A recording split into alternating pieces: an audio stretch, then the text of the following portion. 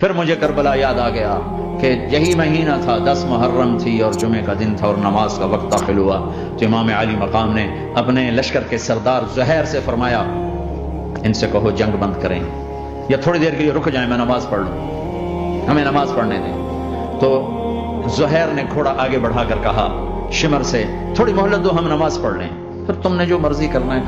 نماز تو پڑھنے دو۔ شمر نے کہا ہم نماز نہیں پڑھنے دیں گے۔ ایک اور کوفی کھڑا تھا، اس کا نام حسین بن نمیر، انہوں نے کہا تمہاری نماز ہوتی ہی نہیں۔ انہوں نے کہا لعنت ہے تم پر، جس گھر کی طفیل نماز ملی ان کی نہیں ہوتی۔ تو انہوں نے واپس آ کر عرض کی حضور وہ نماز پڑھنے کے لیے جنگ نہیں روکیں گے۔ کہا اچھا پھر ہم نماز تو نہیں چھوڑ سکتے۔